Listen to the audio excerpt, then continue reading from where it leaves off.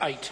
Jan Logie. Thank you, Mr. Speaker. My question is to the Minister of Foreign Affairs and asks, was he made aware of the wishes, if any, of the woman at the centre of the assault with intent to rape charges laid against a Malaysian diplomat regarding his return to Malaysia?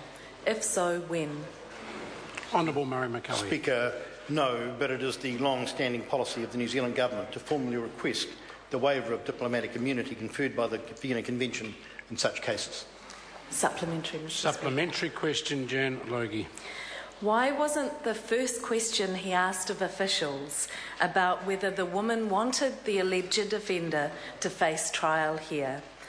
And does he agree that his failure to consider her early on contributed to officials allowing Malaysia to extricate the man, thus potentially denying the complainant justice? Honourable Murray McCully. Mr.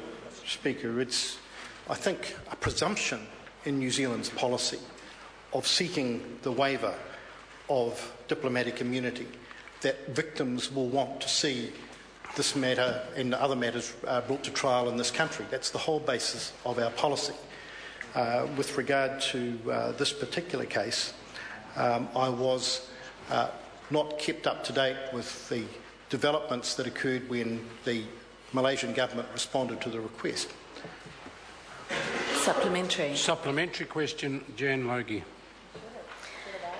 Was this issue not of an important enough nature that the Minister would remember to follow up and ask what happened?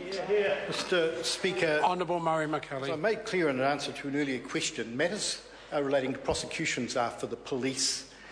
The issues around the waiver of diplomatic immunity are for protocol officials to transact. And I think the day when we see ministers getting involved in the prosecution process or the immunity waiver process will put us on a very slippery slope. Supplementary, Mr. Speaker. Order. Supplementary question, Jan Logie. Thank you, Mr. Speaker. Since the victim told the police from the start that she wanted the man prosecuted in New Zealand, will the Minister immediately request an extradition of the alleged offender so that she does not have to go to Malaysia to give evidence, as the police have told her might be her only chance to see justice done? Mr. Honourable Speaker, Murray firstly, McCully. I sought and received an assurance from the Malaysian Foreign Minister that the Board of Inquiry process, which is effectively a court-martial in Malaysia, would receive all of the material provided by New Zealand police based on their interviews with the victim, which is something that I welcomed. What about the extradition? Are you seeking Well, Mr. Speaker, I'm sorry, I should have answered that question. The matter of extradition is not one for the Foreign Minister or any other minister. It's a matter for the police to follow up, and I have drawn